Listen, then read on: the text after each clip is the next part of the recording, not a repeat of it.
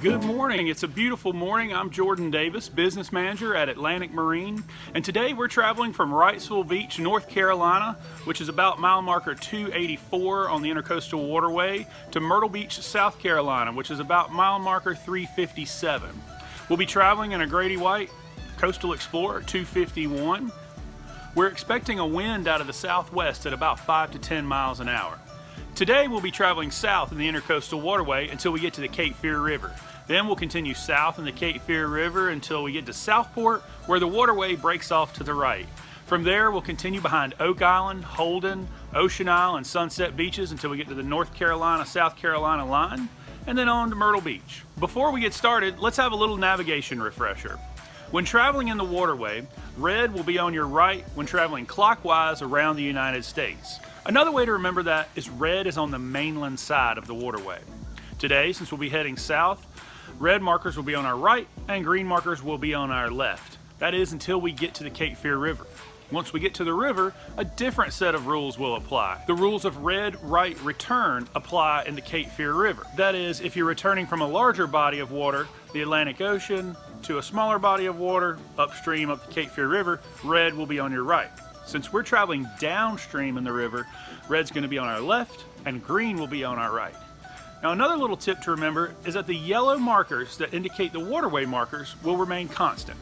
That means when we're traveling south in the waterway, there'll be a yellow triangle on a red triangle marker and a yellow square on a green square marker indicating we are in the Intracoastal Waterway channel, and those are waterway markers. When you continue south in the river, those markers remain constant. Before we leave, I want to go over a few things.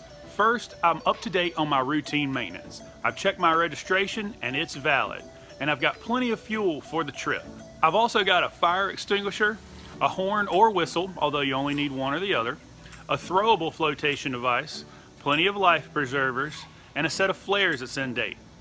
I've also got an anchor in case I were to run into any engine trouble, and a set of binoculars. All right, let's head to Myrtle Beach. All right, we're at marker 127. We're getting ready to pull out of the Wrightsville Beach no-wake zone and head south in the Intracoastal Waterway. The waterway is fairly well marked here. This is a pretty easy ride until we get to Carolina Beach Inlet, and that's the next place we'll stop, point out a few things to you.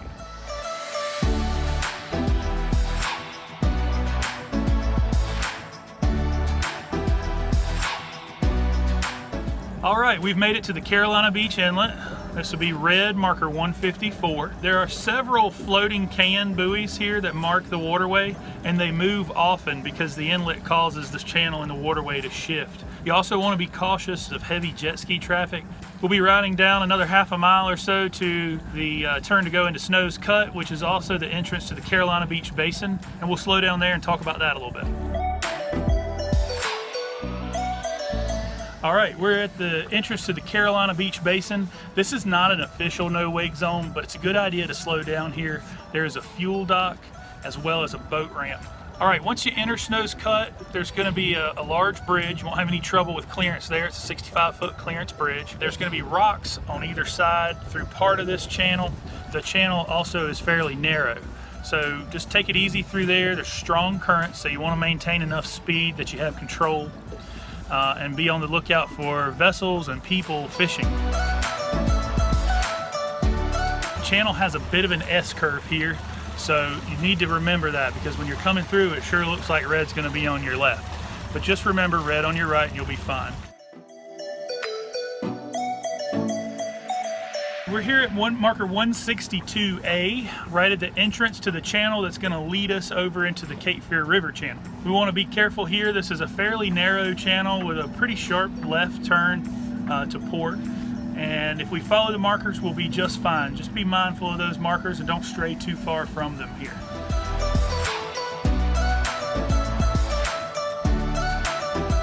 We're at green, marker 177. This is the last marker in the waterway that we'll see before we enter the main channel here in Cape Fear River. And directly across from the waterway is Sunny Point.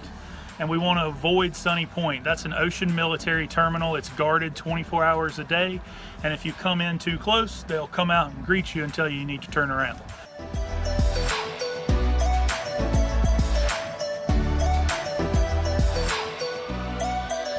All right, we're at green marker 27 in the Cape Fear River, and this is a place you want to be cautious of ferry traffic.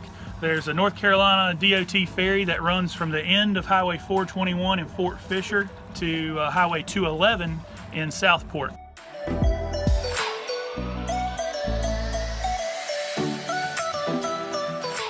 Okay, we're approaching Cape Fear River marker number 19. That's a green marker. It's the last Cape Fear River marker we'll see before we get to Southport and look for our turn to the right to head on south in the waterway. We'll be looking for red marker number 2. Okay, we've just pulled into Southport. We're at mile marker 309 on the waterway. It's a good idea to slow down in this area. There's a lot of activity behind me here. This is the Southport Marina, and just a little aft of us is downtown Southport. Lots of restaurants and shops. There's some day dockage there if you want to stop and grab a bite to eat. Okay, we're passing by South Harbor Village Marina. This is not an official no-wake zone, but you want to slow down here. There's a busy marina with a fuel dock right out on the waterway. There are actually very few mandated no-wake zones in North Carolina, but you're always responsible for your wake. So consider that, slow down, and be courteous to other boaters as you travel past. Just off our bow is the Oak Island Bridge. We're now behind Oak Island. This bridge is a fixed bridge with over 60 feet of vertical clearance, so you'll be fine traveling through here at any tide. Okay, we're at mile marker 315. This is St. James Marina, and I'm going to take just a minute and ride you into St. James and just show you it's a great place to stop for lunch. It's also a wonderful community and a great dry stack facility in Brunswick County. Tommy Thompson's has a grill, a tiki bar, and a market. We've got a deli where you can make up deli sandwiches and continue on your trip. They've also got fuel and a small ship store.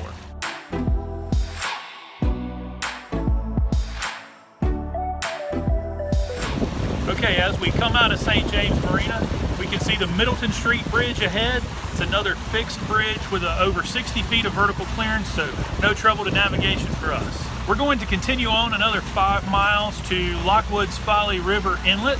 There's a little bit of shoaling there I want to stop and point out to you.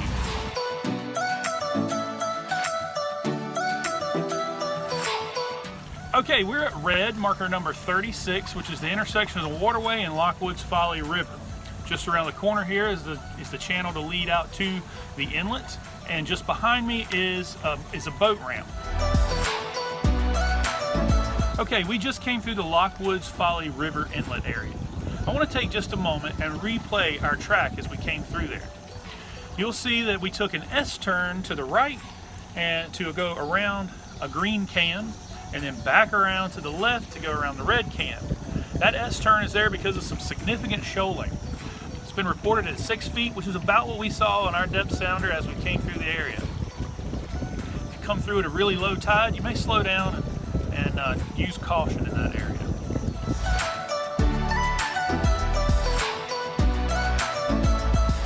Okay, we've arrived at Holden Beach, getting ready to cross under the Holden Beach fixed bridge. 60 feet of vertical clearance, so no issue there.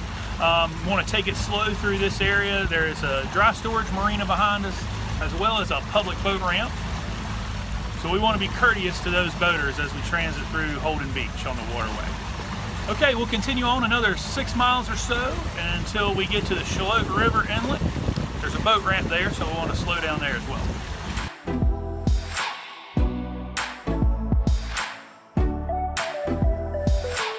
Alright, we've just passed across the Charlotte River Inlet.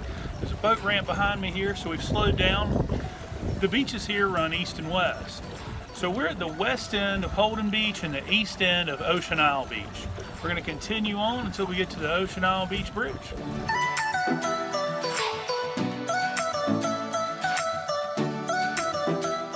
Alright, we're just passing under the Ocean Isle Beach fixed bridge. We're about green marker 91 in the waterway. We're at mile marker 337 right now, and we're about an hour and 40 minutes into our trip.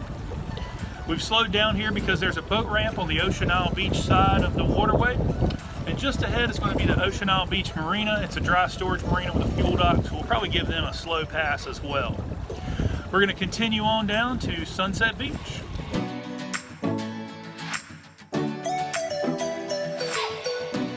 getting ready to cross under the Sunset Beach Bridge, which is technically the Man and Gore Bridge. If you're from the area or if you've been a long-time boater, you may remember that Sunset Beach Bridge used to be a swing bridge, and it operated on pontoons using a large diesel engine that drove a hydraulic system that would winch the bridge open and closed and then lower and raise the ramps. Traffic only would flow one direction at the time on the bridge, and that bridge was in operation from 1958 till 2011 when this bridge opened here.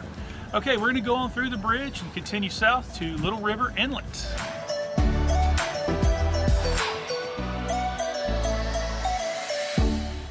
Okay, we've arrived at Little River, which is the North Carolina-South Carolina line. We're at mile marker 341 in the waterway, and we're looking for red marker number 2 here. Continuing on straight ahead would be the waterway. To the left would be to the Little River Inlet. Now, if you travel down the channel that leads to the inlet, there's a neat place to anchor up for the day. And since we've got a few extra minutes, I think I'll show that to you.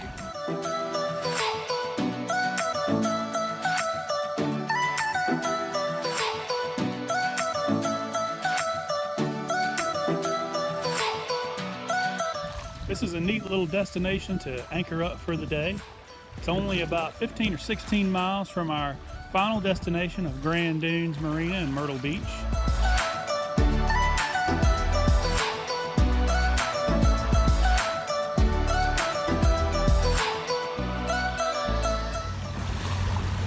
Okay, we're approaching the fixed bridge for Highway 17 in Little River, over 60 feet of vertical clearance, but just beyond it is the Little River Swing Bridge.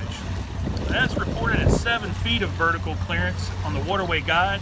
We're going to ease up to it and see if we can make it under by just lowering our anchor light and antennas. If you can lower antennas and riggers and get under the bridge, that's the courteous thing and the right thing to do. If you can't, you can call the bridge tender on channel 9 on your VHF, or you can call them at 843-280-5919 and request an opening. They do open on request for vessels that are unable to clear the bridge. Little River Swing Bridge, Little River Swing Bridge, Miss Carson, channel 9. All right, we've just approached the bridge. It's reading just over 7 feet. It's not quite enough clearance for us to get through, even with the antennas down, considering our T-top antenna mounts on top of that. I've called the bridge tender on channel 9, and she is opening the bridge as we speak. You may be able to hear the dinging in the background. Looks like you got some pedestrian traffic on the bridge. As soon as that's clear, she'll swing it for us.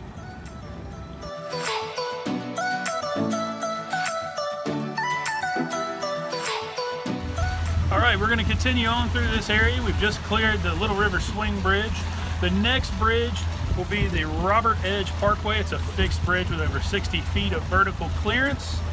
And the water narrows just after that bridge for a couple of miles with rock ledges on either side. So you want to use caution going through that area. If you do slow down, maintain enough speed that you've got steerage.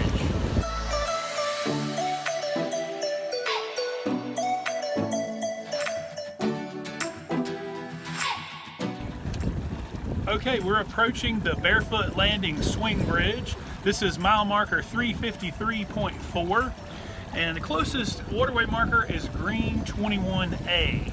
There's not a lot of markers in this section of the waterway because you really don't need very many. You just stay to the center of this narrow channel. Now, they've got 31 feet of vertical clearance right now. The pleasure craft that we sell and service at Atlantic Marine will have no trouble getting under this bridge with antennas and riggers up. Continue on at a slow speed as we pass underneath the bridge. Just beyond the bridge is Barefoot Landing. There's lots of restaurants, Alabama Theater, House of Blues, Dick's Last Resort, Myrtle Beach, Lulu's. Right behind me is a new restaurant here. They've got a great outdoor section. Play cornhole or volleyball, sit under the oak tree, huge bar, all open air if the weather's nice. And then on the right side here, as we come through the mainland side, is Barefoot Marina. Plenty of transient dockage if you're passing through or staying at the condos here. Also a great fuel dock. I've stayed there before and the customer service is wonderful. All right, let's continue on down to our destination, Grand Dunes Marina.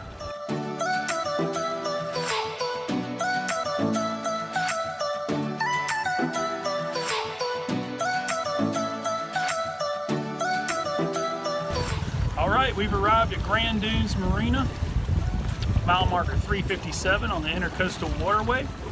The total trip time of about 3 hours. We're going to pull up to the fuel dock and get checked in. Hope you enjoyed the trip with us.